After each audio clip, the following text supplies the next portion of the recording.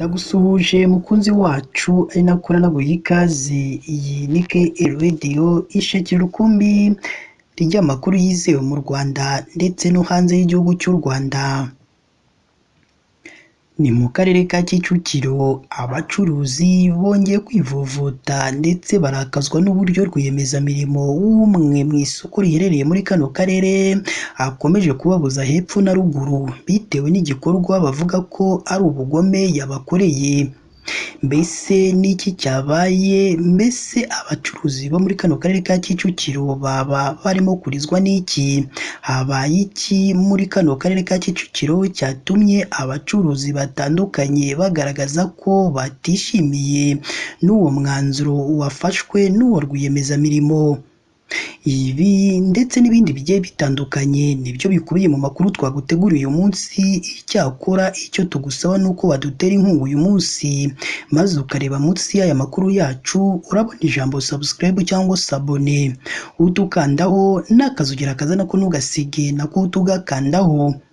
Icyo gihe uzaba ushimangiye yuko ugiye kujya uba uwa mbere mu kubona amakuru meza ya KN Radio tugenda tubagezaho umunsi ku wundi. Reka twitse gatoya ubundi tuze tubavira imuzi n'imuzingo iby'iyi nkuru yumvikanye mu karere ka Kicukiro igatera benshi kugira intimba ihagaze cyangwa kugira imitima ihagaze.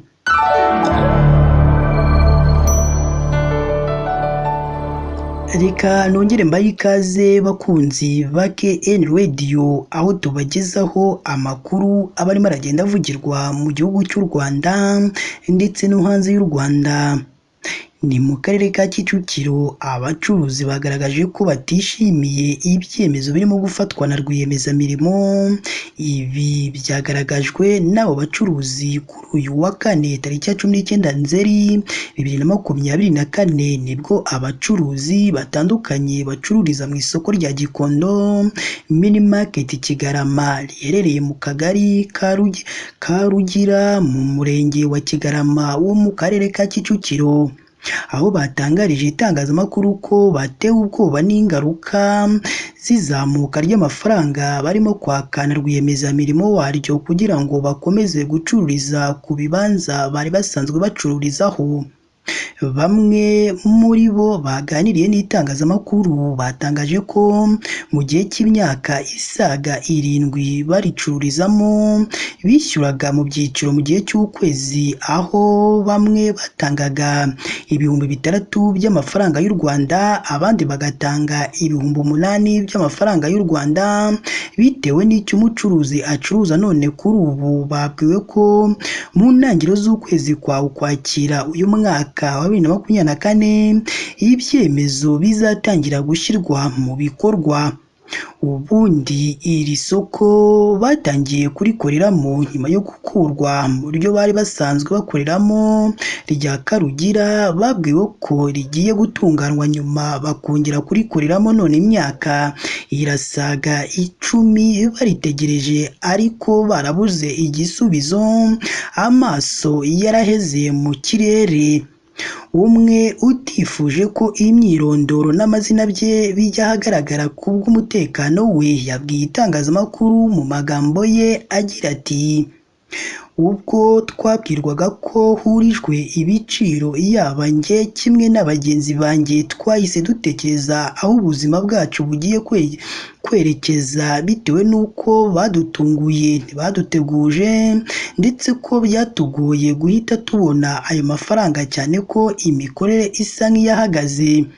Undi nawe utifuje ko amazina ye nawe ajya mu itangazamakuru kubera kubw'umutekano we, nawe ubwo yabwiraga itangazamakuru mu magambo ye yagize ati: birasa nkaho amazi atakiri yayandi kubera ko ayo twishyurwaga yatumbagijwe agezwa ku 15,000 n'ibihumbi 20 by'amafaranga y'u Rwanda avanwe ku 6,000 ndetse n'ibihumbi 8 by'amafaranga y'u Rwanda. Aba bacuruzi kandi bavuga ko uretse kuva mu isoko bakajya mu buzunguzayi nta yandi mahitamo bitewe n'uko ayo binjiza ku kwezi ahabanye n'ayo barimo barishyurwa. Hari abandi batangaje ko ibi bibazo byose byavutse nyuma y'uko bakuye mu isoko rya Karugira ryafunzwe imiryango ubwo bari bagiye kuryubaka mu buryo bugezweho, bityo bakaba basaba leta kwegera uyu rwiyemezamirimo cyangwa bakubaka isoko rimaze imyaka 10 ritubakwa, akaba ariho berekeza cyangwa bakaba ariho bimukira. Rwiyemezamirimo w'iri soko rya Gikondo mini market Kigarama witwa Evode Nzaramba nawe ntiyigeze ajya kure y'ibivugwa n'aba baturage bitewe n'impamvu nawe zitamuturutseho nk'uko yabitangarije itangazamakuru ku murongo wa telefone, ndetse anahamya ko mu kwezi gutaha k'Ukwakira bizatangira kubahirizwa. Ubwo yasubizaga itangazamakuru, uyu rwiyemezamirimo w'iri soko rya Gikondo mini market Kigarama mu magambo ye yagize ati bariya bacuruzi ntibanyurwa bitewe n'igihe tumaze tubafasha 4,000 cyangwa 6,000 bishyuraga, ntabwo yari amafaranga menshi, nibyo guhera mu kwezi gutaha bazatangira kwishyura 15,000 bitewe n'impinduka z'imiterere y'isoko. Uyu rwiyemezamirimo kandi akomeza agira ati hari ibyo umujyi wa Kigali wasabye gukora, bityo rero ntibakwiye kufata nk'umwanzi wabo.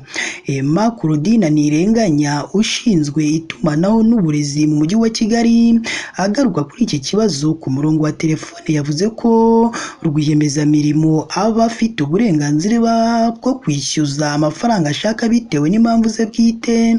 Cyakora anavuga ko ubuyobozi bugiye kumwegera bukareba niba yari yabanje guteguza abo bacuruzi bacururizaga muri iryo soko.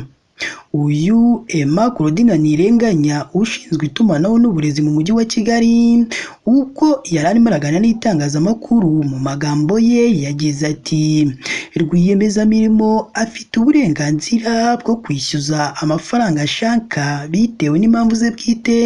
Cyakora tugiye kuganira nawe turebe niba yari yabanje kubateguza ndetse tunasuzumire hamwe icyatuma imikorere yabo irushaho kuba myiza cyane. Nihagira andi makuru mashya atangazwa kuri iri soko tuzabigarukaho mu makuru yacu tugenda tubagezaho hano kuri KN Radio.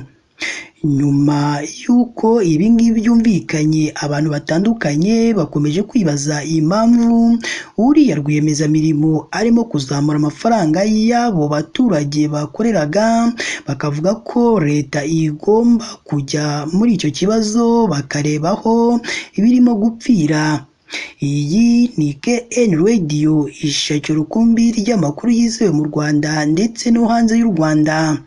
Iyi ni inkuru iteye agahinda ya bamwe mu bacururizaga mu isoko rya Kigarama riherereye mu karere ka Kicukiro, aho barimo bararira ayo kwarika nyuma yo kuzamurirwa imisoro, bavuga ko batunguwe n'ayo mafaranga bazamuriwe, ngo kandi muri iki gihe nabo amafaranga barayabuze, ngo kuko abakiriya muri iyi minsi nabo barabuze. Tubashimiye mwe twabanye mu makuru yacu y'uyu munsi. Icyakora niba ari ubwa mbere dusuye, ndakwinginze mukunzi wacu, ijya munsi y'iyi nkuru urabona ijambo subscribe cyangwa se abone, utukandaho n'akazugira kaza nako ntugasige nako utugakandaho. Icyo gihe uzaba ushimangiye yuko ugiye kujya uba uwa mbere mu kubona amakuru meza ya KN Radio tugenda tubagezaho umunsi ku wundi.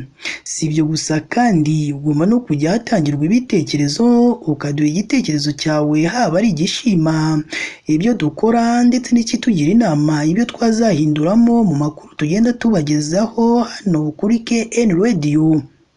Mukomeze mugire ibihe byiza kandi Imana yo mu ijuru ijye ikomeza ibane namwe umunsi ku wundi.